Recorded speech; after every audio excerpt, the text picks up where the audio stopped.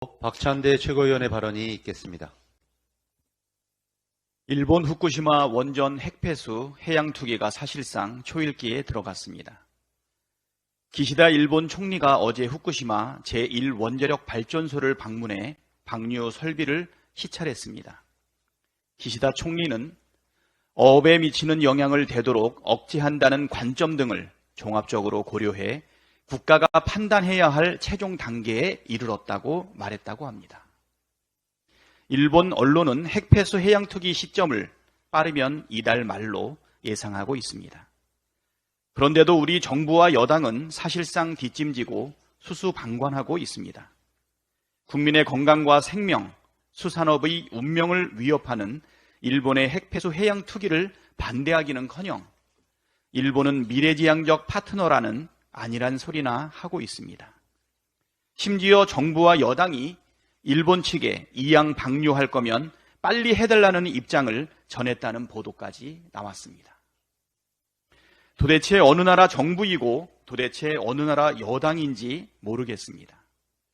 대한민국 정부와 대한민국의 여당이 대한민국의 국익과 대한민국 국민의 이익이 아닌 일본의 국익을 최우선으로 놓고 행동하는 것이야말로 그야말로 국민 배신입니다. 국민을 배신한 정권이 잘 되는 경우는 유사일에 단 한 번도 없었습니다. 지금처럼 정부와 여당이 국민 배신의 정치를 계속해 나간다면 반드시 국민에게 심판받게 될 것입니다. 대한민국이 운전자가 아니라 강대국의 대리기사로 전락했습니다. 윤석열 정부의 외교를 보면 미국과 일본의 국익이 곧 우리나라의 국익이라는 착각과 환상에 빠져 오직 미국과 일본이 원하는 방향대로만 움직이고 있습니다.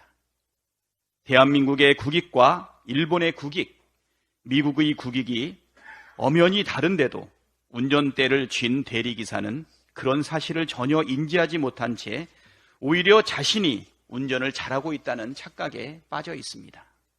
이번 한미일 정상회의만 봐도 그렇습니다. 일본의 핵폐수 해양 투기에는 입도 뻥끗 못하고 미 국방부의 일본의 표기에도 항의 한마디 못하는 것이 윤석열 정부의 외교 현실입니다. 핵폐수를 해양 투기하는 것은 일본의 국익에 부합하지만 대한민국의 국익에는 해롭습니다. 미 국방부가 동해를 일본 해라고 표기하는 것은 미국의 국익에 부합할지 몰라도 우리나라의 국익에 전혀 부합하지 않습니다. 우리 입장에서는 국익은커녕 주권을 내주는 격입니다. 건강주권, 환경주권, 영토주권을 다 내주고 우리에게 무슨 국익이 남아있겠습니까? 미국과 일본이 요구하면 독도도 그냥 내어줄 것인지 묻지 않을 수 없습니다. 미국과 일본의 국익이 곧 대한민국의 국익이라는 착각과 환상에서 깨어나지 않는다면 우리나라는 눈뜨고 코베이게 될 뿐입니다. 윤석열 정부는 지금이라도 무능외교, 굴종외교를 중단하고 국익 중심의 실용외교로 전면 전환하기를 바랍니다. 인사청문회를 대하는 이동관 후보자의 태도는 뻔뻔함과 오만함의 극치였습니다. 자녀 특혜와 학폭, 언론 장악, 재산 증식, 권력 남용 등 각종 의혹들을 부인하고 명백한 잘못이 드러나도 모르쇠로 일관하고 문제없다고 둘러대는 태도는 가관이었습니다. 벌써부터 이렇게 뻔뻔하게 나오는데 임명이 되면 어떤 태도를 보일지 불보듯 뻔합니다. 인사가 만사라고 했는데 그야말로 역대 최악의 인사입니다. 만일 윤석열 대통령이 이동관 후보자 임명을 강행한다면 그 후폭풍까지 감당해야 할 것입니다. 역사와 국민이 지켜보고 있습니다.